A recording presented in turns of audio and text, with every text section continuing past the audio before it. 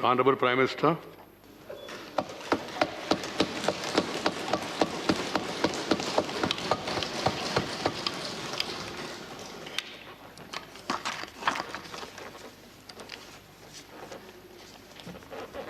आदरणीय सभापति जी, पूरा विश्व अनेक चुनौतियों से जूझ रहा है। शायद ही किसी ने सोचा होगा कि मानव जात को ऐसे कठिन दौर से गुजरना पड़ेगा। ऐसी चुनौतियों के बीच इस दशक के प्रारंभ में ही हमारे आदरणीय राष्ट्रपति जी ने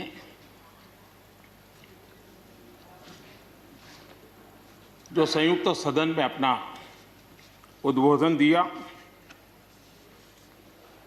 वो अपने आप में इस चुनौतियों भरे विश्व में एक नई आशा जगाने वाला, नया उमंग पैदा करने वाला और नया आत्मविश्वास पैदा करने वाला राष्ट्रपति जी का उद्बोधन रहा। आत्मनिर्भर भारत की राह दिखाने वाला और इस दशक के लिए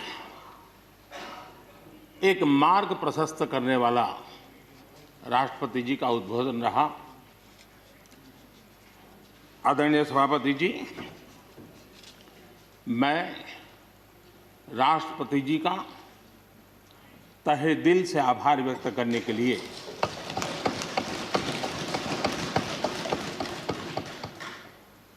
आज आप सबके बीच खड़ा हूं।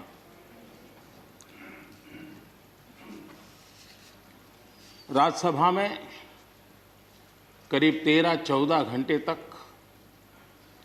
50 से अधिक मान्य सदस्यों ने अपने विचार रखे, बहुमूल्य विचार रखे, अनेक पहलुओं पर विचार रखे और इसलिए मैं सभी आदरणीय सदस्यों का हृदयपूर्वक आभार भी व्यक्त करता हूं इस चर्चा को समृद्ध बनाने के लिए। अच्छा होता कि राष्ट्रपति जी का भाषण सुनने के लिए भी सब होते तो लोकतंत्र की गरिमा और बढ़ जाती और हम सबको कभी गिला शिकवा न रहता कि हमने राष्ट्रपति जी का भाषण सुना नहीं था। लेकिन राष्ट्रपति जी के भाषण की ताकत इतनी थी कि न सुनने के बावजूद भी बहुत कुछ बोल पाए। ये अपने आप में उस भाषण की ताकत थी, उन विचारों की ताकत थी, उन आदर्शों की ताकत थी कि जिसके कारण न सुनने के बाद भी बात पहुंच गई। और इसलिए मैं समझता हूं इस भाषण का मूल्य अनेक गुना है।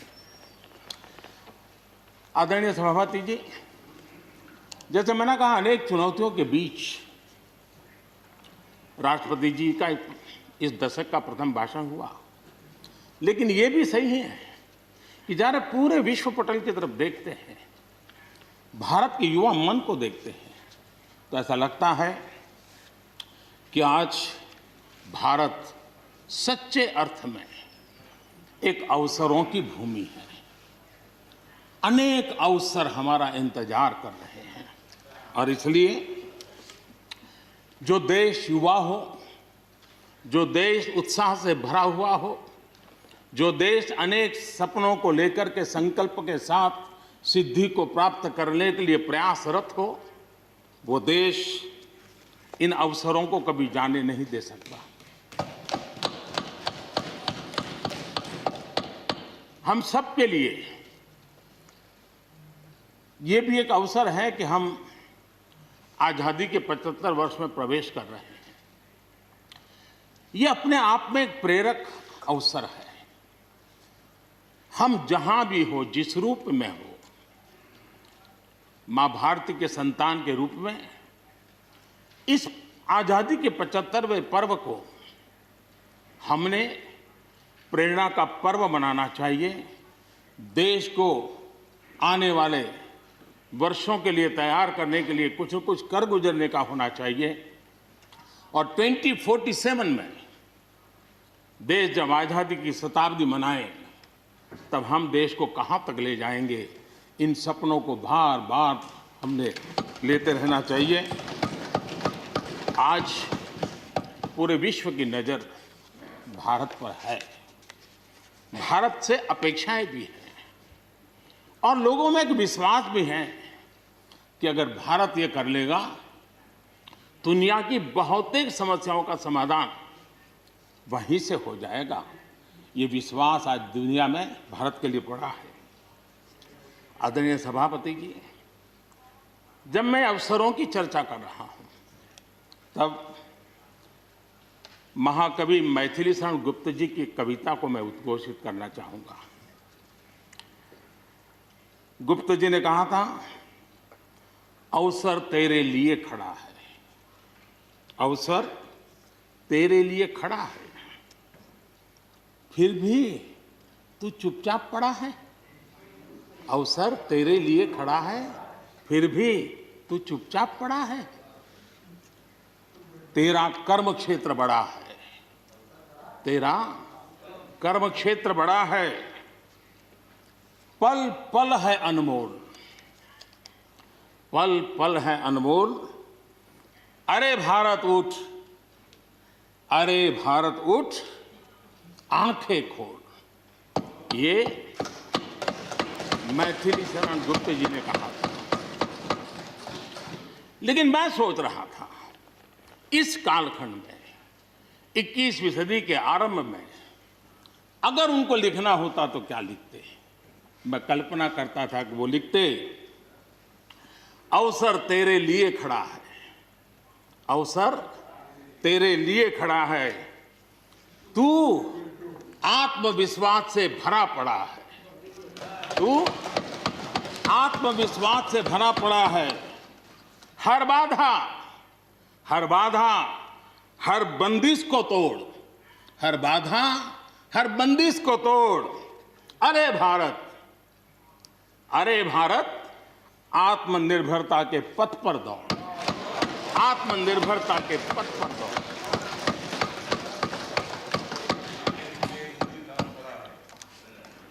आदरणीय सभापति जी,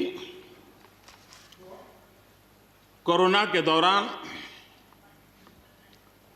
किस प्रकार की वैश्विक परिस्थितियां बनी, कोई किसी की मदद कर सके ये असंभव हो गया। एक देश दूसरे देश को मदद न कर सके, एक राज्य दूसरे राज्य को मदद न कर सके, यहां तक कि परिवार का एक सदस्य दूसरे परिवार की सदस्य की मदद न कर सके, वैसा माहौल कोरोना के कारण पैदा हुआ। भारत के लिए तो दुनिया ने बहुत आशंकाएं जताई थी, विश्व बहुत चिंतित था कि अगर कोरोना के इस महामारी में अगर भारत अपने आप को संभाल नहीं पाया तो न सिर्फ भारत लेकिन पूरी मानव जात के लिए कितना बड़ा संकट आ जाएगा। ये आशंकाएं सबने जताई। करोड़ों लोग फंस जाएंगे, लाखों लोग मर जाएंगे। हमारे यहां भी डराने के लिए भरपूर बातें भी हुई। अरे ये क्यों हुआ, ये मेरा सवाल नहीं है, क्योंकि एक अननोन एनिमी क्या कर सकता है किसी को अंदाज नहीं था। हर एक ने अपने अपने तरीके से आकलन किया था। लेकिन भारत ने अपने देश के नागरिकों की रक्षा करने के लिए एक अननोन एनिमी से, और जिसकी कोई पूर्व परंपरा नहीं थी कि ऐसी चीज को ऐसे डील किया जा सकता है, इसके लिए ये प्रोटोकॉल हो सकता, कुछ पता नहीं था। एक नए तरीके से, नए सोच के साथ हर किसी को चलना था। हो सकता है कुछ विद्वान सामर्थ्यवान लोग, उनको कुछ और विचार हो सकता है, लेकिन था ये कि एक अननोन एनिमी था और हमें रास्ते भी खोजने थे, रास्ते बनाने भी थे और लोगों को बचाना भी था। उस समय जो भी ईश्वर ने बुद्धि, शक्ति, सामर्थ्य दिया, इस देश ने उसको करते हुए देश को बचाने में भरसक काम किया है। और आज दुनिया इस बात का गर्व कर रही है कि इस वाकई भारत ने दुनिया की मानव जात की रक्षा करने में बहुत बड़ी अहम भूमिका निभाई। ये लड़ाई जीतने का यश किसी सरकार को नहीं जाता है, न किसी व्यक्ति को जाता है, लेकिन हिंदुस्तान को तो जाता है। गर्व करने में क्या जाता है? विश्व के सामने आत्मविश्वास के साथ बोलने में क्या जाता है? इस देश ने किया है। गरीब से गरीब व्यक्ति ने इस बात को किया है। उन समय सोशल मीडिया में देखा होगा, फुटपाथ पर एक छोटी झोपड़ी लगा करके बैठी हुई एक बूढ़ी मां, वो भी घर के बाप की झोपड़ी के बाहर दिया जला करके भारत के शुभ के लिए कामना करते। हम उसकी मजाक उड़ा रहे हैं, उस भावनाओं का मखौल उड़ा रहे हैं। समय है, जिसने कभी स्कूल का दरवाजा नहीं देखा था, उसके मन में भी देश के लिए जो भी दिया जला करके भी देश की सेवा कर सकता हूं तो करूं, इस भाव से किया था। और उसने देश में एक सामूहिक शक्ति का जागरण किया था, अपनी शक्ति का, सामर्थ्य का परिचय करवाया था। लेकिन उसकी भी मजाक उड़ाने में मजा आ रहा है। विरोध करने के लिए कितने मुद्दे हैं जी, और करना भी चाहिए, लेकिन ऐसी बातों में न उलझे जो देश के मनोबल को तोड़ते हैं, जो देश के सामर्थ्य को नीचा आंकते हैं। इससे कभी लाभ नहीं होता है। हमारे कोरोना वॉरियर्स, हमारे फ्रंटलाइन वर्कर्स, आप कल्पना कर सकते हैं जी, जब चारों तरफ भाई कहीं किसी से कोरोना आ जाएगा तो ऐसे समय ड्यूटी करना, अपनी जिम्मेवारियों को निभाना, ये छोटी चीजें नहीं है। इसका गर्व करना चाहिए, उनका आदर करना चाहिए। और इन सब के प्रयासों का परिणाम है कि देश ने आज ये करके दिखाया। हम जरा भूतकाल की तरफ देखें, ये आलोचना के लिए नहीं है, उन स्थितियों को हमने जिया है। कभी चेचक की बात होती थी, कितना भय फैल जाता था, पोलियो कितना डरावना लगता था, उसकी वैक्सीन पाने के लिए क्या क्या मेहनत करनी पड़ती थी, कितनी तकलीफें उठानी पड़ती थी। मिलेगा, कब मिलेगा, कितना मिलेगा, कैसे मिलेगा, कैसे लगाएंगे, एक दिन हमने बिताए हैं। ऐसी स्थिति में उन दिनों को अगर याद करें तो पता चलेगा कि आज जिनको थर्ड वर्ल्ड कंट्रीज में गिना जाता है, वो देश मानव जात के कल्याण के लिए वैक्सीन लेकर के आ जाए। इतने कम समय में मिशन मोड में हमारे वैज्ञानिक भी जुटे रहे।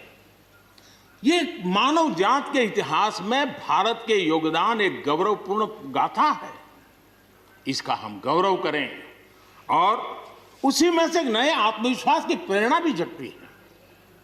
हमने उस नए आत्मविश्वास की प्रेरणा को जगाने के ऐसे प्रयासों को आज देश गर्व कर सकता है कि दुनिया का सबसे बड़ा टीकाकरण अभियान इसी मेरे देश में चल रहा है। विश्व में तेज गति से टीकाकरण आज कहीं हो रहा है तो इसी हम सब की मां भारती के गोद में हो रहा है। और भारत का ये सामर्थ्य कहां नहीं पहुंचा है। आज कोरोना ने भारत को दुनिया के साथ रिश्तों में एक नई ताकत दी है। जब शुरुआत में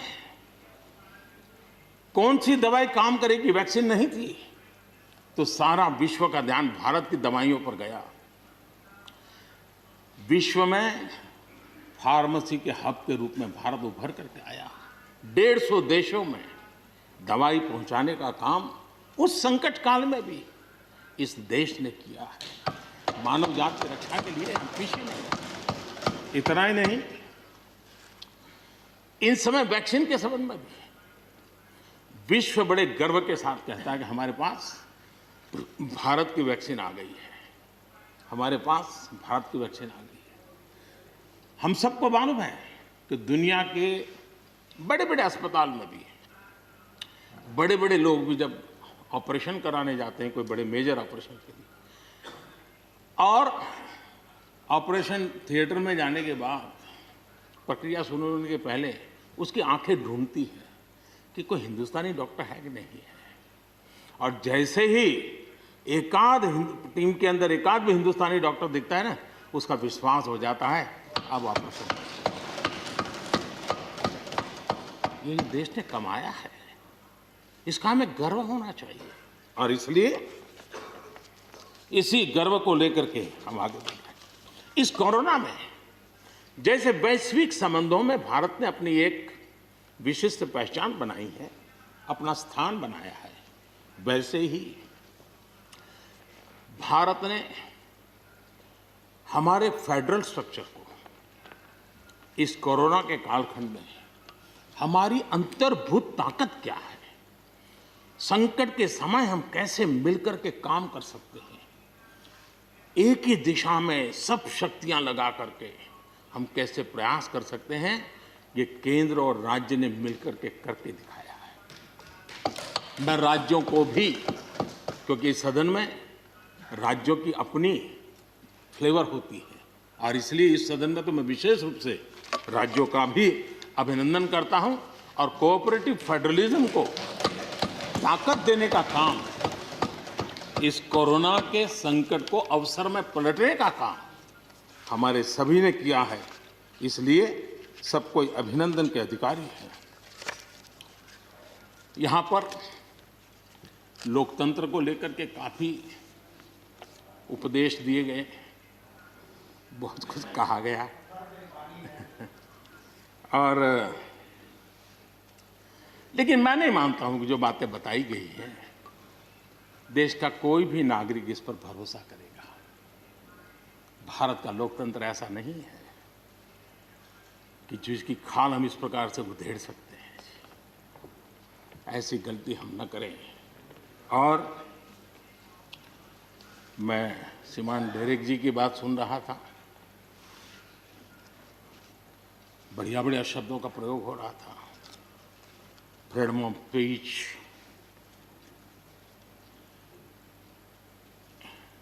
इंटिमिडेशन, हाउडिंग। जब शब्द सुन रहा था तो लग रहा था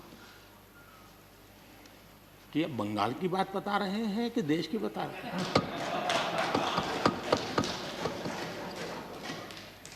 स्वाभाविक है, 24 घंटे वही देखते हैं, वही सुनते हैं, तो वही बात शायद गलती से यहाँ बता दी होगी।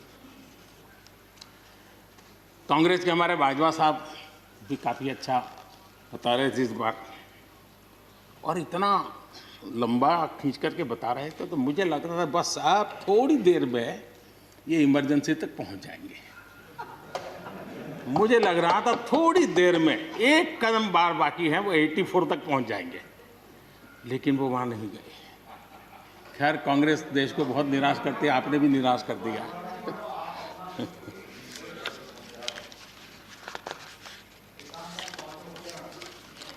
माननीय सभापति जी, मैं एक कोट इस सदन के सामने रखना चाहता हूं, और खास करके लोकतंत्र पर जो लोग शक उठाते हैं, भारत की मूलभूत शक्ति पर जो शक उठाते हैं, उनको तो मैं विशेष आग्रह से कहूंगा कि इसको समझने का प्रयास करें। हमारा लोकतंत्र किसी भी मायने में वेस्टर्न इंस्टीट्यूशन नहीं है, ये एक ह्यूमन इंस्टीट्यूशन है।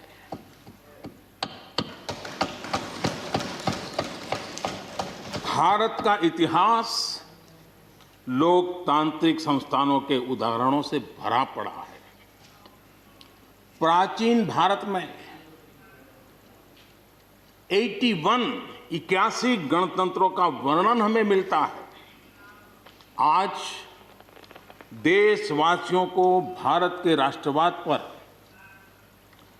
चौतरफा हो रहे हमले से आगाह करना जरूरी है। भारत का राष्ट्रवाद ना तो संकीर्ण है, न स्वार्थी है और ना ही आक्रामक है। ये सत्यम शिवम सुंदरम के मूल्यों से प्रेरित है। अनकोट। आदरणीय सभापति जी, ये कोटेशन आजाद हिंद फौज की प्रथम सरकार के प्रथम प्रधानमंत्री नेताजी सुभाष चंद्र बोस।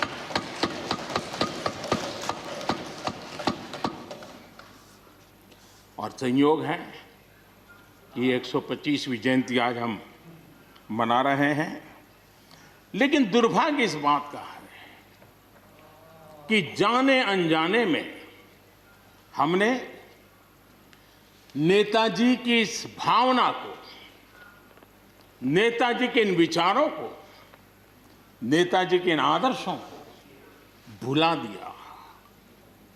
और उसका परिणाम है कि आज हमको कोसने लग गए। मैं तो कभी कभी हैरान हो जाता हूं। दुनिया जो हमें कोई शब्द पकड़ा देती है, हम भी उसको पकड़ करके चल पड़ते हैं। दुनिया की सबसे बड़ी डेमोक्रेसी, दुनिया की सबसे बड़ी डेमोक्रेसी, दुनिया की सबसे बड़ी डेमोक्रेसी सुनते हैं, हमको भी अच्छा लगता है। हाँ यार, भारत विश्व की सबसे बड़ा लोकतंत्र। लेकिन हमने अपने युवा पीढ़ी को ये सिखाया नहीं कि भारत ये मदर ऑफ डेमोक्रेसी है, ये लोकतंत्र की जननी है। हम सिर्फ बड़ा लोकतंत्र है ऐसा नहीं है, यह देश लोकतंत्र की जननी है। ये बात हमें हमारी आने वाली पीढ़ियों को सिखानी होगी और हमें गर्व से इस बात को बोलना होगा, क्योंकि हमारे पूर्वजों ने विरासत हमें दी है। भारत की शासन व्यवस्था डेमोक्रेटिक है। सिर्फ इसी वजह से हम लोकतांत्रिक देश नहीं है।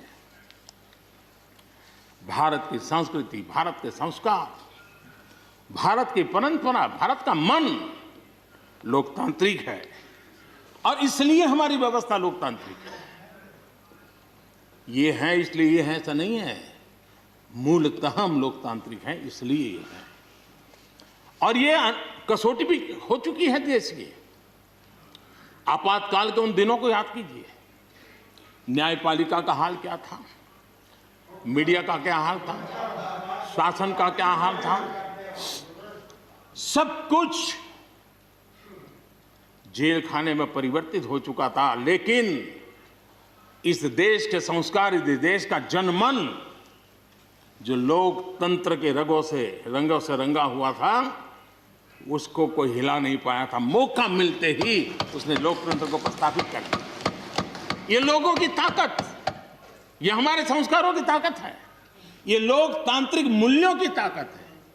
मुद्दा ये नहीं है कौन सरकार नहीं, मैं उसकी चर्चा नहीं कर रहा हूं। और न ही मैं ऐसी चीजों में अपना समय लगाने के लिए यहां आप लोगों ने मुझे बिठाया है। हमें लोकतांत्रिक मूल्यों की रक्षा करते हुए आगे बढ़ना है। आत्मनिर्भर भारत के संबंध में भी चर्चा हुई। मैं हमारे साथी धर्मेंद्र प्रधान जी के बहुत ही अभ्यासपूर्ण और आत्मनिर्भर भारत की हमारी दिशा क्या है उसका विख्यात विस्तृत उन्होंने बयान किया है। लेकिन एक बात सही है कि आर्थिक क्षेत्र में भी आज भारत की जो एक पहुंच बन रही है, कोरोना काल में दुनिया के लोग निवेश के लिए तरस रहे हैं, सारी बातें बाहर आ रही हैं। लेकिन भारत है जहां रिकॉर्ड निवेश हो रहा है।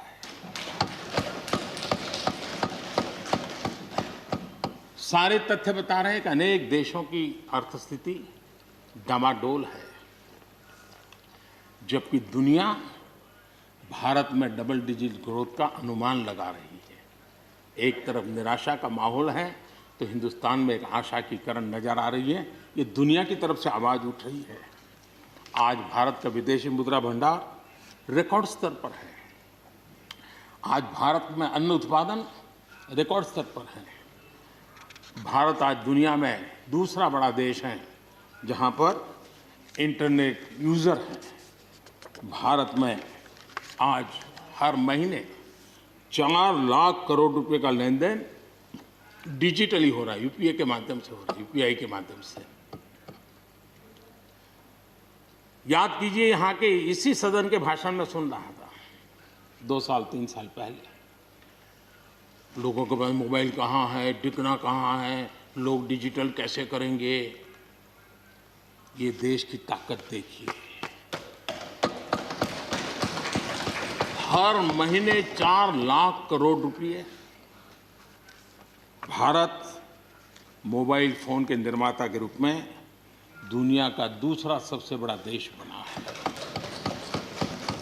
भारत में रिकॉर्ड संख्या में स्टार्टअप्स, यूनिकॉर्न्स, और जिसका विश्व में जय जयकार होने लगा है।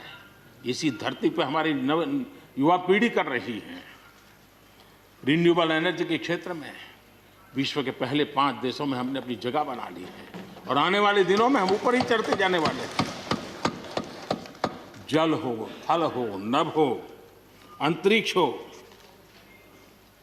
भारत हर क्षेत्र में अपनी रक्षा के लिए अपने सामर्थ्य के साथ खड़ा है।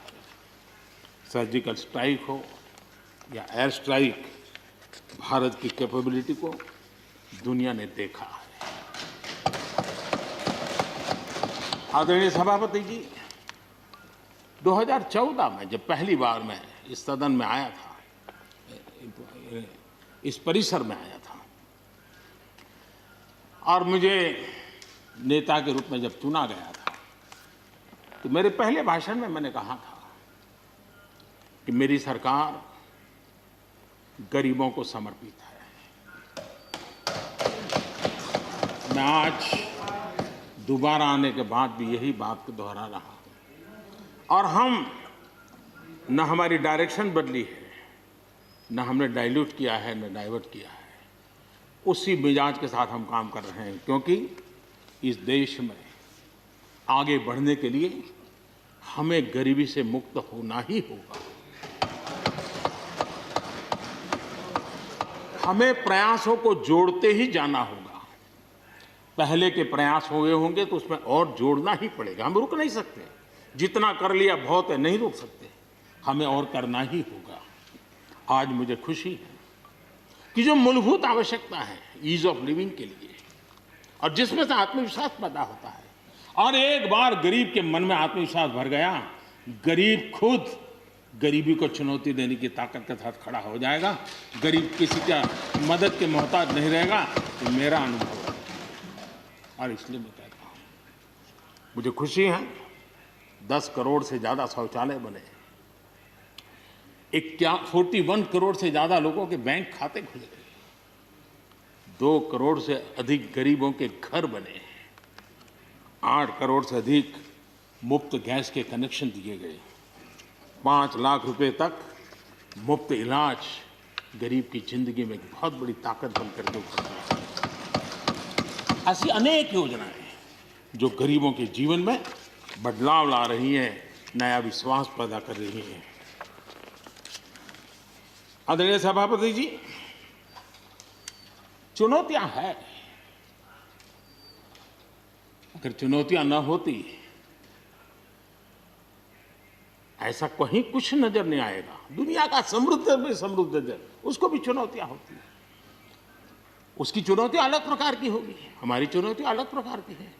लेकिन तय हमें यह करना है कि हम समस्या का हिस्सा बनना चाहते हैं कि हम समाधान का हिस्सा बनना चाहते हैं। बस ये पतली सी रेखा है।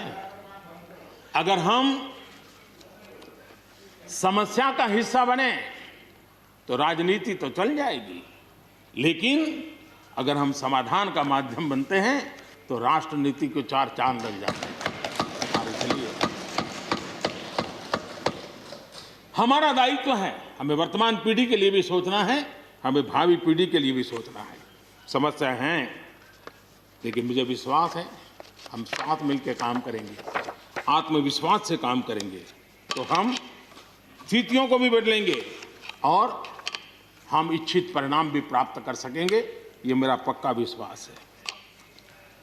आदरणीय सभापति जी, सदन में किसान आंदोलन की भरपूर चर्चा हुई है। ज्यादा से ज्यादा समय जो बातें बताई गई वो आंदोलन के संबंध में बताई गई। किस बात को लेकर के आंदोलन है उस पर सब मौन रहे। आंदोलन कैसा है, आंदोलन के साथ क्या हो रहा है, ये सारी बातें बहुत बताई गई, उसका भी महत्व है। लेकिन जो मूलभूत बात है, अच्छा होता कि उसकी विस्तार से चर्चा होती। वैसे हमारे माननीय कृषि मंत्री जी ने बहुत ही अच्छे ढंग से कुछ सवाल भी पूछे हैं। उन सवालों के जवाब तो नहीं मिलेंगे, मुझे खातरी है, लेकिन उन्होंने बहुत ही अच्छे ढंग से इस विषय की इस सदन में चर्चा की है। मैं आदरणीय देवेगौड़ा जी का बहुत आभारी हूं कि उन्होंने इस पूरी चर्चा को एक गांधीर्य दिया और उन्होंने सरकार के जो अच्छे प्रयास है उसकी सराहना भी की, क्योंकि वो किसानों के लिए समर्पित रहे हैं जीवन भर, और उन्होंने इस सरकार के प्रयासों की सराहना भी की और उन्होंने अच्छे सुझाव भी दिए। मैं आदरणीय देवेगौड़ा जी का हृदय से आभार व्यक्त करता हूं। आदरणीय सभापति जी, खेती की मूलभूत समस्या क्या है, उसकी जड़ें कहां है, मैं आज पूर्व प्रधानमंत्री चौधरी चरण सिंह जी ने जो विस्तार से वो बताया था उसी का जिक्र करना चाहता हूं। बहुत लोग हैं जो चौधरी साहब की विरासत संभालने का गर्व करते हैं, वो जरूर इस बात को समझने का शायद प्रयास करेंगे। वो अक्सर 1970-71 जो एग्रीकल्चर सेंसस हुआ था उसका जिक्र उनकी भाषण में हमेशा आता था और उल्लेख करते थे। चौधरी चरण सिंह जी ने क्या कहा था, उनका कोट है, किसानों का सेंसस लिया गया तो 33% किसान ऐसे हैं जिनके पास जमीन 2 बीघे से कम है, 2 बीघे नहीं है, 2 बीघे तक है, 2 बीघे से कम। 18% जो किसान कहलाते हैं उनके पास 2 बीघे से 4 बीघे जमीन है, यानी आधा हेक्टर से 1 हेक्टर, ये 51% किसान है। ये चाहे कितनी मेहनत करे, अपनी छोटी सी जमीन पर इनकी गुजर ईमानदारी से उसमें हो नहीं सकती। ये चौधरी चरण सिंह जी का कोट है। छोटे किसानों की दयनीय स्थिति चौधरी चरण सिंह जी के लिए बहुत ही हमेशा पीड़ा देती थी और हमेशा उसकी चिंता करते थे। अब हम आगे देखें, ऐसे किसान जिनके पास 1 हेक्टर से भी कम जमीन होती है, 1971 में वे 51% थे, आज 68% हो चुके हैं। यानी देश में ऐसे किसानों की संख्या बढ़ रही है जिनके पास बहुत थोड़ी सी जमीन है। आज लघु और सीमांत किसानों की मिलाएं तो 86% किसान, ज्यादा किसान के पास 2 हेक्टर से भी कम जमीन है, और ऐसे किसानों की संख्या 12 करोड़ है। क्या इन 12 करोड़ किसानों के प्रति हमारी कोई जिम्मेवारी नहीं है? क्या देश की कोई जिम्मेवारी नहीं है? क्या हमने कभी हमारी योजनाओं के केंद्र में इन 12 करोड़ किसानों को रखना पड़ेगा कि नहीं रखना पड़ेगा? ये सवाल का जवाब चौधरी चरण सिंह जी हमारे लिए छोड़ करके गए हैं। हमें जवाब को ढूंढना होगा। हमें चौधरी चरण सिंह जी को सच्ची श्रद्धांजलि देने के लिए भी इस काम के लिए जिसको जो सूझे, जिसको मौका मिले, सबने करना होगा, तब जाकर के हम इन कर सकते हैं। अब पहले की सरकारों की सोच में छोटा किसान था क्या? अगर एक बार हम थोड़ा सोचेंगे तो ध्यान आएगा। मैं आलोचना के लिए नहीं कह रहा हूं, लेकिन हमने सचमुच में, हम सब ने सोचने की आवश्यकता है। जब हम चुनाव आते ही एक कार्यक्रम करते हैं कर्ज माफी। अब वो किसान का कार्यक्रम है कि वोट का कार्यक्रम है, वो तो हिंदुस्तान में हर कोई भली भांति जानता है। लेकिन जब कर्ज माफी करते हैं तब छोटा किसान उससे वंचित रहता है, उसके नसीब में कुछ नहीं आता है, क्योंकि कर्ज माफी जो बैंक से लोन लेता है उसके लिए होती है। छोटा किसान का बेचारा बैंक में खाता नहीं, वो कहाँ लोन लेने जाएगा। हमने छोटे किसान के लिए नहीं किया है, भले ही हमने राजनीति कर ली हो। 1-2 एकड़ जमीन वाले किसान जिसके पास बैंक का खाता भी नहीं है, न वो कर्ज लेता है, न कर्ज माफी का फायदा उसको मिलता है। उसी प्रकार से पहले की फसल बीमा योजना क्या थी? एक प्रकार से वो बीमा जो बैंक गारंटी के रूप में काम करता था, और वो भी छोटे किसान के लिए तो नसीब ही नहीं होता था। वो भी उन्हीं किसानों के लिए होता था जो बैंक से लोन लेता था और उसका इंश्योरेंस होता था, तो बैंक वालों को भी एक विश्वास हो जाता था, चल जाता था। आज 2 हेक्टेयर से कम कितने किसान हो गए जो बैंक से लोन? सिंचाई की सुविधा भी छोटे किसान के नसीब नहीं हुई। बड़े किसान तो बड़ा बड़ा पंप लगा देते थे, ट्यूबवेल कर देते थे, बिजली भी ले लेते थे और बिजली भी मुफ्त मिल जाती थी, उनका काम चल जाता था। छोटे किसान के लिए तो सिंचाई के भी लिए दिक्कत थी, वो तो कभी ट्यूबवेल लगा ही नहीं सकता था, कभी कभी तो उसको बड़े किसान से पानी खरीदना पड़ता था और जो दाम मांगे वो दाम देना पड़ता था। यूरिया, बड़े किसान को यूरिया प्राप्त करने का कोई प्रॉब्लम नहीं था, छोटा किसान को रात रात लाइन में खड़े रहना पड़ता था, उस पर डंडे चलते थे और कभी कभी तो बेचारा यूरिया के बिना घर वापस लौट जाता था। ये हम छोटे किसानों के हाल जानते हैं। 2014 के बाद हमने कुछ परिवर्तन किए। हमने फसल बीमा योजना का दायरा बढ़ा दिया ताकि किसान, छोटा किसान भी उसका फायदा ले सके, और बहुत मामूली रकम से ये काम शुरू किया।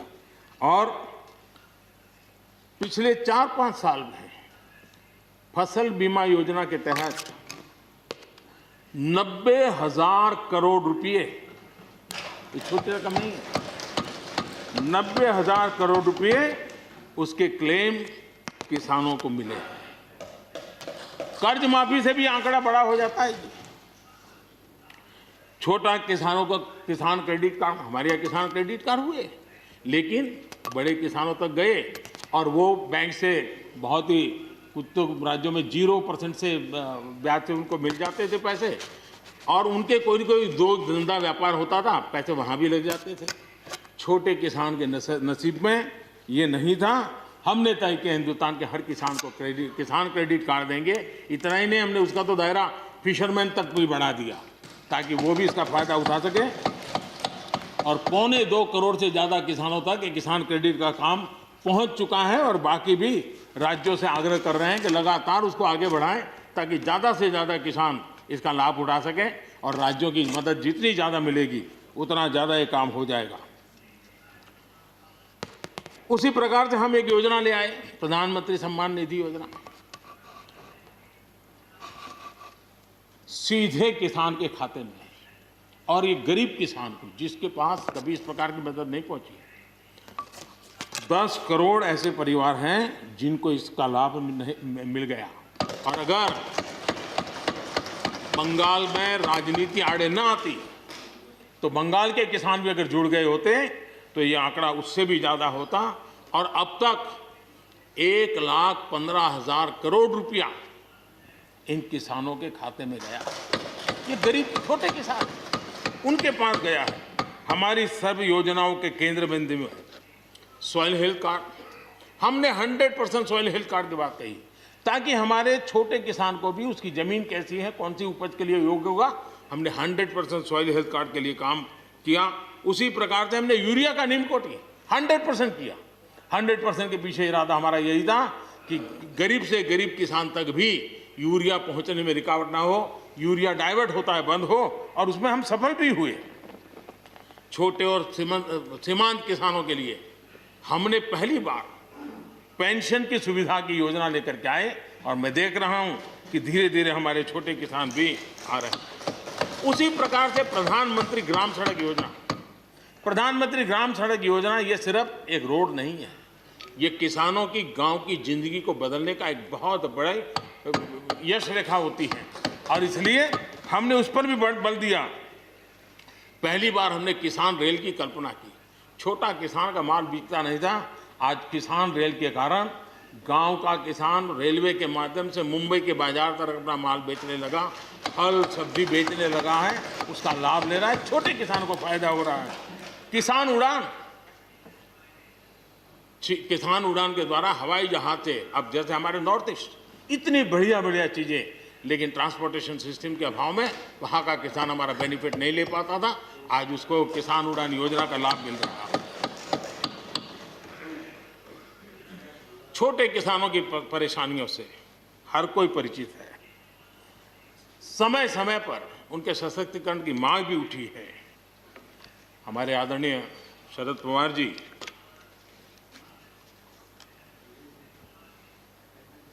और कांग्रेस के भी हर किसी ने, हर सरकार ने कृषि सुधारों की वकालत की है। कोई पीछे नहीं है, क्योंकि हर एक को लगता है कर पाए नहीं कर पाए अलग बात है, लेकिन ये होना चाहिए, ये बात हर एक की निकली हुई है। और आज नहीं, जब भी जो जहां थे सबने की हुई है। और शरद राव जी ने तो अभी एक बयान भी दिया कि भाई मैं सुधारों के पक्ष में हूं। ठीक है, पद्धति के संबंध में उनके मन में सवाल है, लेकिन सुधारों का विरोध नहीं किया है। और इसलिए मैं समझता हूं कि हमें इस विषय में हमारे साथी श्रीमान सिंधिया जी ने बहुत ही अच्छे ढंग से कई पहलुओं पर इस कानून को लेकर के यहाँ पर ये सारी बातें पिछले 2 दशक से लगातार चल रही है, हर फोरम में चली है। ऐसा नहीं है कि कोई हमारे आने के बाद, हर ने कहा है और हर एक को लगा कि अब समय आ गया, हो जाए, अब समय आ गया। ये ठीक है, फुट स्टॉप कॉमा कोई इधर उधर हो सकता है, कोई ये दावा नहीं कर सकता है कि भाई हमारे समय की सोच बहुत ही बढ़िया थी। मैं भी दावा नहीं कर सकता हूं कि हमारे समय की सोच बढ़िया है, 10 साल के बाद कोई नई सोच आ ही नहीं सकती। ऐसा नहीं होता है जी। ये समाज जीवन परिवर्तनशील होता है। आज के समय हमें जो ठीक लगा, चलो चले, आगे सुधार करेंगे, नई चीजों को जोड़ेंगे। यही तो प्रगति का रास्ता होता है जी। रुकावटें डालने से प्रगति कहां होती है जी। और इसलिए, लेकिन मैं हैरान हूं, अचानक यू टर्न ले लिया भाई, ऐसा क्यों किया? ठीक है, आप आंदोलन के मुद्दों को लेकर के इस सरकार को घेर लेते, लेकिन साथ साथ किसानों को भी कहते हैं कि भाई बदलाव बहुत जरूरी है, बहुत साल हो गए, अब नई चीजों को लेना पड़ेगा, तो देश आगे बढ़ता है। लेकिन अब मुझे लगता है कि राजनीति इतनी हावी हो जाती है कि अपने ही विचार छूट जाते हैं। लेकिन जो ये सब कर रहे हैं अच्छा है। आदरणीय डॉक्टर मनमोहन सिंह जी यहाँ मौजूद है, मैं उन्हीं का एक कोट आज पढ़ना चाहता हूँ। हो सकता है जो यू टर्न कर रहे हैं वो मेरी बात माने या न माने, मनमोहन सिंह जी की तो बात जरूर मानेंगे। There are other rigidities because of the whole marketing regime set up in the 1930s, which prevent our farmers from selling their produce where they get the highest rate of return. It is our intention to remove all those handicaps which come in the way of India realizing its vast potential as one large common market. ये आदरणीय मनमोहन सिंह जी का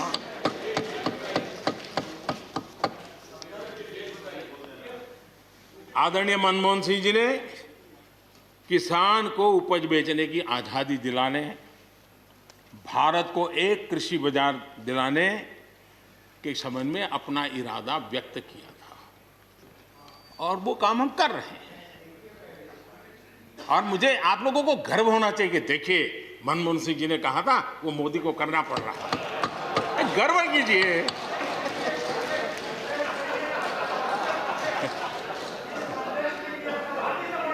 please please.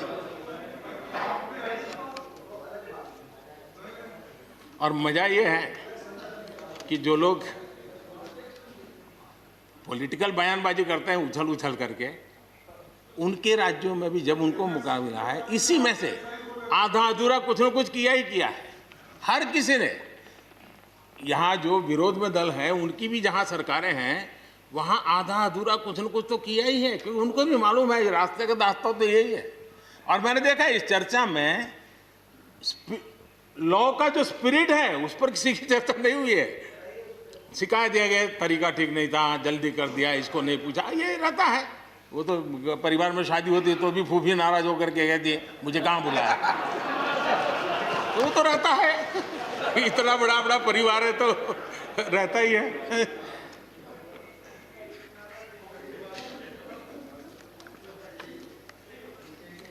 हम कुछ और बातों की ओर भी ध्यान दें। अब देखिए, दूध उत्पादन किसी बंधनों में बंधा हुआ नहीं है, न पशुपालक बंधनों में बंधा हुआ है, न दूध बंधनों में बंधा हुआ। लेकिन मजा देखिए, दूध के क्षेत्र में या तो प्राइवेट या कोऑपरेटिव दोनों ने एक ऐसी बड़ी मजबूत चेन बनाई है, दोनों मिलकर के इस काम को कर रहे हैं और एक बेहतरीन सप्लाई चेन हमारे देश में बनी है। इसको हमने जो अच्छा है उसको, और ये मेरे काल में नहीं बना है, आप भी इसका गर्व कर सकते हैं, मेरे काल से पहले बना हुआ है, हमें गर्व करना चाहिए। फल सब्जी से जुड़े व्यवसाय में ज्यादातर बाजारों का सीधा संपर्क रहता है, बाजारों की दखल हट गई है, इसका लाभ मिल रहा है। क्या डेयरी वाले, फल सब्जी खरीदने वाले उद्यमी, पशुपालकों की किसान, क्या जमीन पर कब्जा हो जाता है उनका, पशुपालन पर, पशु पे कब्जा हो जाता है? नहीं होता, दूध बिकता है, पशु नहीं बिकता है जी। हमारे देश में डेयरी उद्योग का योगदान कृषि अर्थव्यवस्था के कुल मूल्य में 28% से भी ज्यादा है।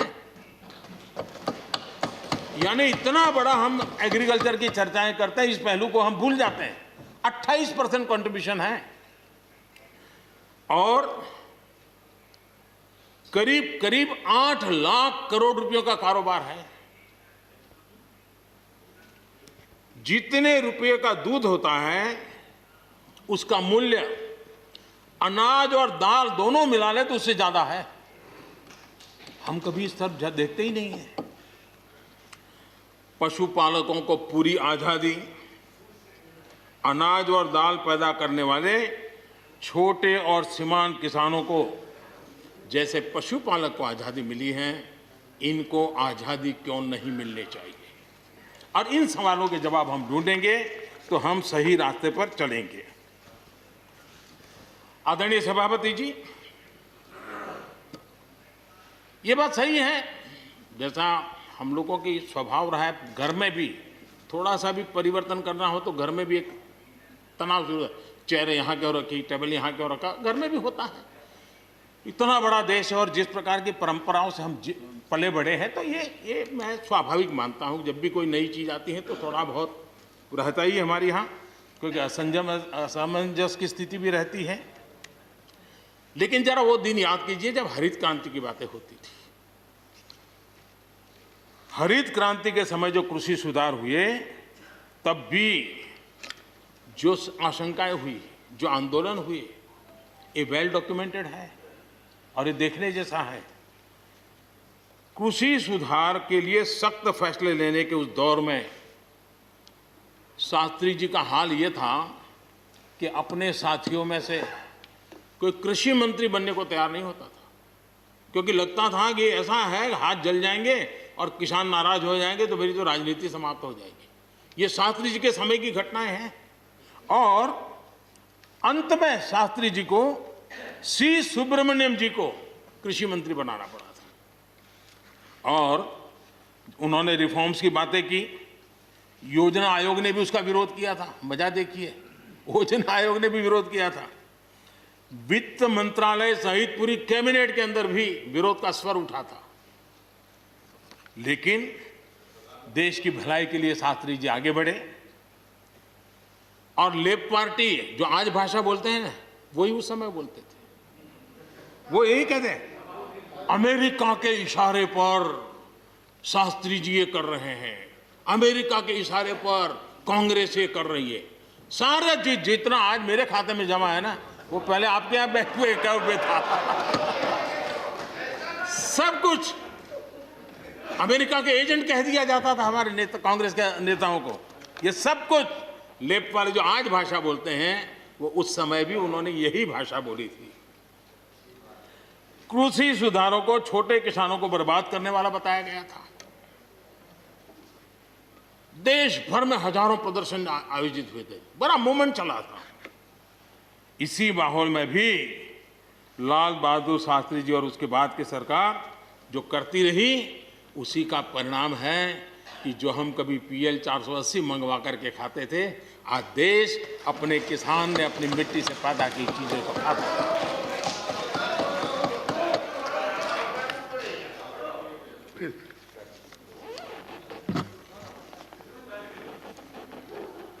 रिकॉर्ड उत्पादन के बावजूद भी हमारे कृषि क्षेत्र में समस्याएं हैं। कोई ये तो मना नहीं कर सकता है समस्याएं नहीं है, लेकिन समस्याओं का समाधान हम सबको मिलकर के करना होगा। और मैं मानता हूं कि अब समय ज्यादा इंतजार नहीं करेगा। हमारे राम गोपाल जी ने बहुत ही अच्छी बात कही कि उन्होंने कहा कि कोरोना लॉकडाउन में भी हमारे किसानों ने रिकॉर्ड उत्पादन किया। सरकार ने भी बीज, खाद, सारी चीजें कोरोना काल में भी पहुंचाने में कोई कमी नहीं होने दी, कोई संकट नहीं आने दिया, और उसका सामूहिक परिणाम मिला कि देश के पास यह भंडार भरा रहा। उपज की रिकॉर्ड खरीदी भी इस कोरोना काल में ही हुई। तो मैं समझता हूं कि हमने नए नए उपाय खोज करके आगे बढ़ना होगा। और जैसा मैंने कहा, कोई भी हम कई कानून है, हर कानून में 2 साल 5 साल के बाद, कभी 2 महीने 2-3 महीने के बाद सुधार करते ही करते हैं। हम कोई स्टैटिक अवस्था में जीने वाले लोग थोड़े हैं जी। जब अच्छे सुझाव आते हैं तो अच्छे सुधार भी आते हैं, और सरकार भी अच्छे सुझावों को, और सिर्फ हमारी नहीं, हर सरकार ने अच्छे सुझावों को स्वीकार किया। यही तो लोकतंत्र की परंपरा है। और इसलिए अच्छा करने के लिए अच्छे सुझावों के साथ, अच्छे सुधारों की तैयारी के साथ हम सबको आगे बढ़ना चाहिए। मैं आप सबको निमंत्रण देता हूं, आइए हम देश को आगे ले जाने के लिए, कृषि क्षेत्र की समस्याओं का समाधान करने के लिए आंदोलनकारियों को समझाते हुए हमने देश को आगे ले जाना होगा। हो सकता है कि शायद आज नहीं तो कल जो भी यहाँ होगा, किसी न किसी को ये काम करना ही पड़ेगा। आज मैंने किया है, गालियाँ मेरे खाते में जाने दो, लेकिन इस अच्छा करने में आप जुड़ जाओ। बुरा हो मेरे खाते में, अच्छा हो आपके खाते में, आओ मिलकर के चले।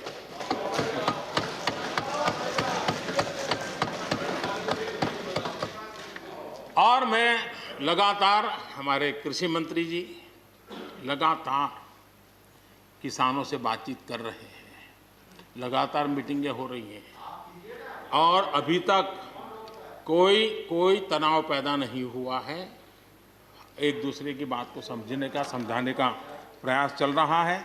और हम लगातार आंदोलन से जुड़े लोगों से प्रार्थना करते हैं कि आप आंदोलन करना आपका हक है, लेकिन इस प्रकार से बुजुर्ग लोग वहाँ बैठे, ये ठीक नहीं है। आप उनको सबको ले जाइए, आप आंदोलन को खत्म कीजिए। आगे बढ़ने के लिए मिल बैठ करके चर्चा करेंगे, रास्ता खुले है।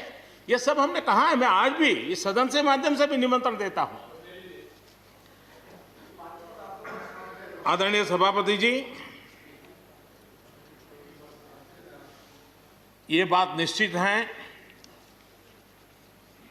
हमारी खेती को खुशहाल बनाने के लिए फैसले लेने का ये समय है। इस समय को हमने गंवा नहीं देना चाहिए। हमें आगे बढ़ना चाहिए, देश को पीछे नहीं ले जाना चाहिए। पक्ष हो, विपक्ष हो, आंदोलनरत साथी हो, इन सुधारों को हमने मौका देना चाहिए और एक बार देखना चाहिए कि इस परिवर्तन से हमें लाभ होता है कि नहीं होता है। कोई कमी हो तो उसको ठीक करेंगे और कहीं ढिलाई है तो उसको कसेंगे। ऐसा तो है नहीं कि सब दरवाजे बंद कर दिए बस। और इसलिए मैं कहता हूं, मैं विश्वास दिलाता हूं कि मंडियां अधिक आधुनिक बने, अधिक प्रतिस्पर्धी होगी। इस बार बजट में भी उसके लिए हमने प्रावधान किया है। इतना ही नहीं, एमएसपी है, एमएसपी था, एमएसपी रहेगा। ये सदन की पवित्रता समझे हम। जिन 80 करोड़ से अधिक लोगों को सस्ते में राशन दिया जाता है, वो भी कंटिन्यू रहेगा। इसलिए मेहरबानी करके भ्रम फैलाने के काम में हम न जुड़े, क्योंकि हमको देश ने एक विशिष्ट जिम्मेवारी दी है। किसानों की आय बढ़ाने के जो दूसरे उपाय हैं, उन पर भी हमें बल देने की जरूरत है। आबादी बढ़ रही है, परिवार के अंदर सदस्यों की संख्या बढ़ रही है, जमीन के टुकड़े छोटे होते जा रहे हैं। ऐसी स्थिति में हमें कुछ न कुछ ऐसा करना ही होगा ताकि किसानी पर बोझ कम हो और हमारे किसान के परिवार के लोग भी रोजी रोटी कमाने के लिए, उनके लिए हम और अवसर उपलब्ध करा सकें। इनकी तकलीफों को दूर करने के लिए हमने काम करना होगा। और मैं मानता हूं कि हम अगर देर कर देंगे, हम अगर अपने ही राजनीतिक समीकरणों में फंसे रहेंगे, तो हम किसानों को अंधकार की तरफ धकेल देंगे। कृपा करके हमें उज्जवल किसानों के उज्जवल भविष्य के लिए इससे बचना चाहिए। मैं सबसे प्रार्थना करता हूं, हमें इस बात की चिंता करनी होगी।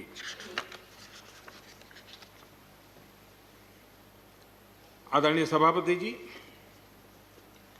डेयरी और पशुपालन हमारे कृषि क्षेत्र के साथ बढ़ावा देने की जरूरत है ताकि हमारा किसान पगभर हो।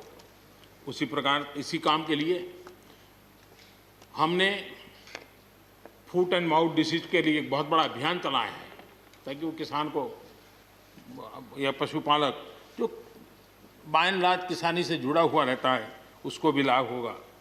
हमने फिशरीज को भी एक अलग बल दिया, अलग मिनिस्ट्री बनाई और 20,000 करोड़ रुपए मत्स्य संपदा योजना के लिए लगाया है ताकि ये पूरे क्षेत्र को एक नया बल मिले। स्वीट रिवॉल्यूशन, भारत में बहुत संभावनाएं हैं और इसलिए भारत ने किसान, उसके लिए बहुत जमीन की जरूरत नहीं है, अपने ही खेत के कोने में वो कर दें तो भी साल में 40,000, 50,000, लाख रुपया, 2 लाख रुपया कमा लेगा वो। और इसलिए हम स्वीट रिवॉल्यूशन, शहद के लिए, हनी के लिए, उसी प्रकार से बी वैक्स, दुनिया में बी वैक्स की मांग है, भारत बी वैक्स एक्सपोर्ट कर सकता है। हमने उसके लिए एक माहौल बना और किसान के खेत में ही छोटे किसान होगा तो एक कोने में वो एक नई कमाई कर सकता है। हमने इसको जोड़ना होगा। और मधुमक्खी पालन के लिए कोई सैकड़ों एकड़ जमीन की जरूरत नहीं है, वो आराम से अपने यहाँ कर सकता है। सोलर पंप, सोलर हम कहते हैं अन्नदाता ऊर्जादाता बने, उसके खेत में ही वो अपनी सोलार सिस्टम से ऊर्जा भी पैदा करे, सोलार पंप चलाए, अपनी पानी की आवश्यकता को पूरी करे, उसके खर्च को, बोझ को बंद करे और फसल एक लेता है तो 2 ले, 2 लेता है तो 3 ले। क्रॉप पैटर्न में बदल करना है तो वो बदल कर सके, उसकी दिशा में हम जा सकते हैं। और एक बात है, भारत की ताकत ऐसी समस्याओं के समाधान करने की और नए रास्ते खोजने की रही है, आगे भी खुलेंगे। लेकिन कुछ लोग हैं जो भारत अस्थिर रहे, अशांत रहे, इसे लगातार कोशिशें कर रहे हैं। हमें इन लोगों को जानना होगा। हम ये न भूलें कि पंजाब के साथ क्या हुआ। जब बंटवारा हुआ, सबसे ज्यादा भुगतना पड़ा पंजाब को। जब 84 के दंगे हुए, सबसे ज्यादा आंसू बहे पंजाब के, सबसे ज्यादा दर्दनाक घटनाओं का शिकार होना पड़ा पंजाब को। जो जम्मू कश्मीर में हुआ, निर्दोषों को मौत के घाट उतार दिया गया। जो नॉर्थ ईस्ट में होता रहा, आए दिन बम बंदूक और गोलियों का कारोबार चलता रहा। ये सारी चीजों ने देश को किसी न किसी रूप में बहुत नुकसान किया है। इसके पीछे कौन ताकतें हैं, हर समय हर सरकारों ने इसको देखा है, जाना है, परखा है। और इसलिए हमें उस जज्बे से इन सारी समस्याओं के समाधान के लिए हम तेजी से आगे बढ़े। और हम ये न भूलें कि कुछ लोग हमारे खास करके पंजाब के, खास करके सिख भाइयों के दिमाग में गलत चीजें भरने में लगे हैं। ये देश हर सिख के लिए गर्व करता है। देश के लिए क्या कुछ नहीं किया इन्होंने, उनका जितना हम आदर करें उतना कम है। गुरुओं की महान परंपरा को, और मेरा भाग्य रहा है मुझे पंजाब की रोटी खाने का अवसर मिला है। मैं जिंदगी में बहुत महत्वपूर्ण वर्ष पंजाब में बिताए हैं, इसलिए मुझे मालूम है। और इसलिए जो भाषा उनके लिए कुछ लोग बोलते हैं, उनको गुमराह करने के जो लोग प्रयास करते हैं, इससे कभी देश का भला नहीं होगा। और इसलिए हमें इन दिशा में चिंता करने की आवश्यकता है। आदरणीय सभापति महोदय,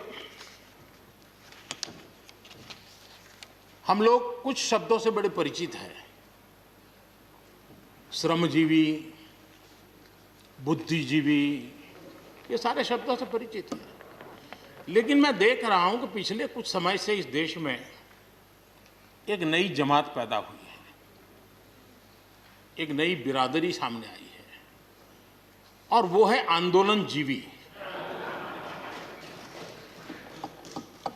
ये जमात आप देखोगे, वकीलों का आंदोलन है वो न वहां नजर आएंगे, स्टूडेंट का आंदोलन है वो वहां नजर आएंगे, मजदूर का आंदोलन है वो वहां नजर आएंगे, कभी पर्दे के पीछे कभी पर्दे के आगे। एक पूरी टोली है जी जो आंदोलनजीवी है। वो आंदोलन के बिना जी नहीं सकते हैं और आंदोलन से जीने के लिए रास्ते खोजते रहते हैं। हमें ऐसे लोगों को पहचानना होगा कि वो जो सब जगह पे पहुंच करके और बड़ा आइडियोलॉजिकल स्टैंड दे देते हैं, गुमराह कर देते हैं, नए नए तरीके बता देते हैं। देश आंदोलनजीवी लोगों से बचे, इसके लिए हम सबको, और ये उनकी ताकत है। उनका क्या है, खुद खड़ा नहीं कर सकते चीजें, किसी की चल रही तो जाके बैठ जाते हैं।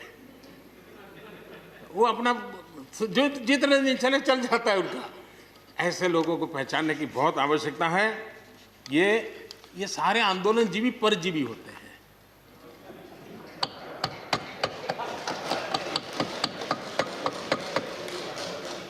और यहां पर सब लोगों को मेरी बात से आनंद इसलिए होगा कि आप जहां जहां सरकारें चलाते होंगे, आपको भी ऐसे परजीवी आंदोलनजीवियों का अनुभव होता हो। और इसलिए उसी प्रकार से एक नया मैं चीज देख रहा हूं, देश प्रगति कर रहा है, हम एफडीआई की बात कर रहे हैं, फॉरेन डायरेक्ट इन्वेस्टमेंट। लेकिन मैं देख रहा हूं इन दिनों एक नया एफडीआई मैदान में आया है। ये नए एफडीआई से देश को बचाना है।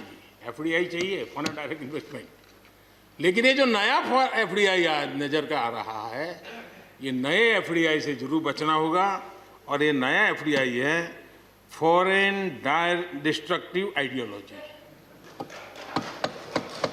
Foreign destructive ideology. और इसलिए इस एफडीआई से देश को बचाने के लिए हमने और जागरूक रहने की जरूरत है। आदरणीय सभापति जी, हमारे देश के विकास के लिए ग्रामीण अर्थव्यवस्था, इसका अपना एक मूल्य है। ग्रामीण अर्थव्यवस्था हमारे आत्मनिर्भर भारत का एक अहम स्तंभ है। आत्मनिर्भर भारत ये किसी सरकार का कार्यक्रम नहीं हो सकता है और होना भी नहीं चाहिए। ये 130 करोड़ देशवासियों के संकल्प होने चाहिए। हमें गर्व होना चाहिए और इसमें कोई दुविधा नहीं होनी चाहिए। और महात्मा गांधी जैसे महापुरुषों ने हमें यही रास्ता दिखाया था। अगर हम वहां से थोड़े हट गए हैं तो वापस उस पटरी पर आने की जरूरत है और आत्मनिर्भर भारत के रास्ते पर हमको बढ़ना ही होगा। गांव और शहर की खाई को अगर हमें पाटना है तो उसके लिए भी हमें आत्मनिर्भर भारत की ओर बढ़ना ही होगा। और मुझे विश्वास है कि हम उन बातों को लेकर के जब आगे बढ़ रहे हैं तो हमारे देश के सामान्य मानवी का विश्वास बढ़े। जैसे अभी प्रश्नोत्तर काल के अंदर जल जीवन मिशन की चर्चा हो रही थी, इतने कम समय में 3 करोड़ परिवारों तक घर में पीने का पानी पहुंचाने का नल कनेक्शन देने का काम हो चुका है। आत्मनिर्भरता तभी संभव जब अर्थव्यवस्था में सभी की भागीदारी हो। हमारी सोनल बहन ने अपने भाषण में बहनों बेटियों की भागीदारी पर फोकस करने की उन्होंने विस्तार से चर्चा की। कोरोना काल में चाहे राशन हो, आर्थिक मदद हो या मुफ्त गैस सिलेंडर, सरकार ने हर तरह से एक प्रकार से हमारी माताओं बहनों को असुविधा ना हो इसकी पूरी चिंता करने का प्रयास किया है। और उन्होंने एक शक्ति बनकर के इन चीज़ों को संभालने में मदद भी की है। जिस तरह इस मुश्किल परिस्थिति में हमारे देश की नारी शक्ति ने बड़े धैर्य के साथ परिवार को संभाला, परिस्थितियों को संभाला है। कोरोना के इस लड़ाई में हर परिवार की मातृशक्ति की बहुत बड़ी भूमिका रही है और उनका मैं जितना धन्यवाद करूं उतना कम। बहनों बेटियों का हौसला, और मैं समझता हूं कि आत्मनिर्भर भारत में अहम भूमिका हमारी माताएं बहनें निभाएगी, मुझे पूरे विश्वास है। आज युद्ध क्षेत्र में भी हमारी बेटियों की भागीदारी बढ़ रही है। नए जो लेबर कोड बनाए हैं उसमें भी बेटियों के लिए हर सेक्टर में काम करने के लिए समान वेतन का हक दिया गया है। मुद्रा योजना से 70% जो लोन ली गई हैं वो हमारी बहनों के द्वारा ली गई हैं, यानी एक प्रकार से ये एडिशन। करीब 7 करोड़ महिलाओं की सहभागिता से 60 लाख से ज़्यादा सेल्फ हेल्प ग्रुप आज आत्मनिर्भर भारत के प्रयासों को एक नई ताकत दे रहे हैं। भारत की युवा शक्ति पर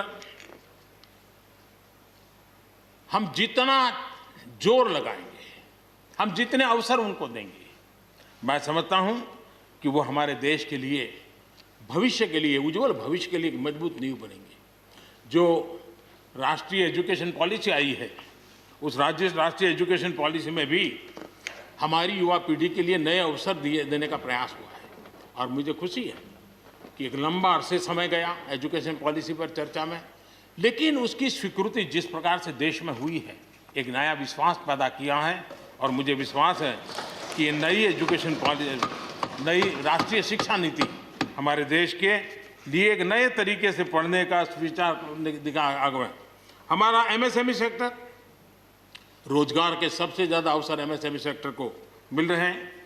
और जब कोरोना काल में जो स्टिमुलस की बात हुई उसमें भी एमएसएमई पर पूरा ध्यान दिया गया और उसी का परिणाम है कि आर्थिक रिकवरी में आज हमारे एमएसएमई बहुत बड़ी भूमिका निभा रहे हैं और हम इसको आगे बढ़ा रहे हैं। हम लोग प्रारंभ से सबका साथ, सबका विकास, सबका विश्वास का मंत्र लेकर के चल रहे हैं और उसी का परिणाम है कि नॉर्थ ईस्ट हो या नक्सल प्रभावित क्षेत्र, धीरे धीरे वहाँ हमारी समस्याएं कम होती जा रही हैं। और समस्याएं कम होने के कारण, सुख और शांति का अवसर पैदा होने के कारण विकास की मुख्य धारा में ये हमारे सभी साथियों को आने का अवसर मिल रहा है। अब भारत के उज्जवल भविष्य में ईस्टर्न इंडिया बहुत बड़ी भूमिका निभाएगा, ये मैं साफ देख रहा हूँ और उसको हम पूरी मजबूती से काम रहे। मैं आदरणीय गुलाम नबी जी को सुन रहा था, वैसे भी बड़ी मृदुता, सौम्यता और कभी भी कटु शब्द का उपयोग न करना, ये गुलाम नबी जी की विशेषता रही है। और मैं मानता हूँ कि हम सभी जो सांसदगण हैं उन्होंने उनसे ये सीखने जैसी चीज़ है और इसलिए मैं उनका आदर भी करता हूँ। और उन्होंने जम्मू कश्मीर में जो चुनाव हुए उसकी तारीफ की। उन्होंने कहा कि बहुत लंबे समय से, और उन्होंने ये भी कहा कि मेरे दिल में जम्मू कश्मीर विशेष है और स्वाभाविक भी है। उनके दिल में ये होना, पूरे हिंदुस्तान के दिल में जम्मू कश्मीर उसी भाव से भरा पड़ा हुआ है। जम्मू कश्मीर आत्मनिर्भर बनेगा, उस दिशा में हमारा वहाँ पंचायत के चुनाव हुए, बीडीसी के चुनाव हुए, डीडीसी के चुनाव हुए और इन सब की सराहना गुलाम नबी जी ने की है। इस प्रशंसा के लिए मैं आपका बहुत आभारी हूँ। लेकिन मुझे डर लगता है, आपने प्रशंसा की,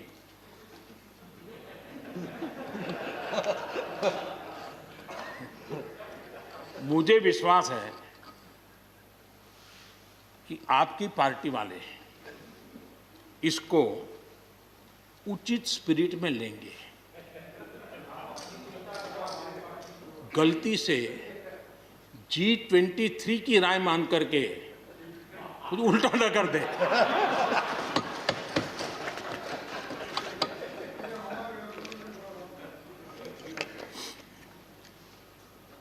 आदरणीय सभापति महोदय, कोरोना के चुनौतीपूर्ण दौर में सीमा पर भी चुनौती देने की कोशिश हुई। हमारे वीर जवानों के हौसले और कुशलता ने सटीक जवाब दिया है और हर हिंदुस्तानी के इस बात का गर्व होना चाहिए। मुश्किल परिस्थितियों में भी हमारे जवान डट करके खड़े रहे हैं। तमाम साथियों ने भी हमारे जवानों के शौर्य की सराहना की है, मैं उनका आभारी हूं। LAC पर जो स्थिति बनी है उस पर भारत का रुख बहुत स्पष्ट है और देश इसको भली भांति देख भी रहा है और गर्व भी कर रहा है। बॉर्डर इंफ्रास्ट्रक्चर और बॉर्डर सिक्योरिटी को लेकर हमारी प्रतिबद्धता में किसी प्रकार की ढील आने का सवाल ही नहीं होता है, गुंजाइश ही नहीं है। और जो लोग हमारा लालन पालन और हमारे विचारों का हमारा उछेर देखते हैं, वो कभी इस विषय में हमें सवाल ही नहीं करेंगे। उनको मालूम है हम इसके लिए डटे हुए रहने वाले लोग हैं और इसलिए हम इन विषयों में कहीं पर भी पीछे नहीं हैं। आदरणीय सभापति जी, इस सदन की उत्तम चर्चा के लिए मैं सबका धन्यवाद करते हुए आखिर में एक मंत्र का उल्लेख करते हुए अपनी वाणी को मैं विराम दूंगा। हमारे यहाँ वेदों में एक महान विचार प्राप्त होता है और हम सब के लिए, 130 करोड़ देशवासियों के लिए ये मंत्र अपने आप में बहुत बड़ी प्रेरणा है। वेदों का ये मंत्र कहता है, अयुतो अहम, अयुतो में आत्मा, अयुतो अहम, अयुतो में आत्मा, अयुतम में चक्षुः, अयुतम श्रोत्रम, अयुतो अहम, अयुतो में आत्मा, अयुतम में चक्षुः, अयुतम श्रोत्रम। यानी मैं एक नहीं हूं, मैं अकेला नहीं हूं, मैं अपने साथ करोड़ों मानवों को देखता हूं, अनुभव करता हूं। इसलिए मेरी आत्मिक शक्ति करोड़ों की है, मेरे साथ करोड़ों की दृष्टि है, मेरे साथ करोड़ों की श्रवण शक्ति, कर्म शक्ति भी है। आदरणीय सभापति जी, वेदों की इसी भावना से, इसी चेतना से 130 करोड़ से अधिक देशवासियों वाला भारत सबको साथ लेकर के आगे बढ़ रहा है। आज 130 करोड़ देशवासियों के सपने आज हिंदुस्तान के सपने हैं। आज 130 करोड़ देशवासियों की आकांक्षाएं इस देश की आकांक्षाएं हैं। आज 130 करोड़ देशवासियों का भविष्य भारत के उज्जवल भविष्य की गारंटी है। और इसलिए आज जब देश नीतियां बना रहा है, प्रयास कर रहा है, तो वो केवल तत्कालीन हानि लाभ के लिए नहीं, लेकिन एक लंबे दूरगामी और 2047 में देश जब आज़ादी का शतक मनाएगा, तब देश को नई ऊंचाइयों पर ले जाने के सपनों को लेकर के नींव रखी जा रही है। और मुझे विश्वास है कि इस काम को हम पूरा करने में अवश्य सफल होंगे। मैं फिर एक बार आदरणीय राष्ट्रपति जी के उद्बोधन के लिए मैं उनका आदरपूर्वक धन्यवाद करते हुए, उनका अभिनंदन करते हुए, सदन में भी जिस तरह चर्चा हुई, और मैं सच बताता हूँ, चर्चा का स्तर भी अच्छा था, वातावरण भी अच्छा था। ये ठीक है कि इससे कितने लाभ होते हैं, मुझ पर भी कितना हमला हुआ, हर प्रकार से जो भी कहा जा सकता है कहा, लेकिन मुझे बहुत आनंद हुआ कि मैं कम से कम आपके काम तो आया। देखिए, आपके मन में एक तो कोरोना के कारण ज्यादा जाना आना होता नहीं होगा, फंसे रहते होंगे और घर में भी खिचपिच चलती होगी। अब इतना गुस्सा यहां निकाल दिया तो आपका मन कितना हल्का हो गया, आप घर के अंदर कितनी खुशी चैन से समय बिताते होंगे। तो ये आनंद जो आपको मिला है, इसके लिए मैं काम आया, ये भी मैं अपना सौभाग्य मानता हूं और मैं चाहूंगा ये आनंद लगातार लेते रहिए, चर्चा करते रहिए, लगातार चर्चा करते रहिए, सदन को जीवंत बनाते रखिए। मोदी है, मौका लीजिए। बहुत बहुत धन्यवाद। धन्यवाद प्रधानमंत्री जी। I shall now put the amendments which have been moved to vote. Amendment number 11 to 18 by Tiruchi Siva. Amendment number 18 to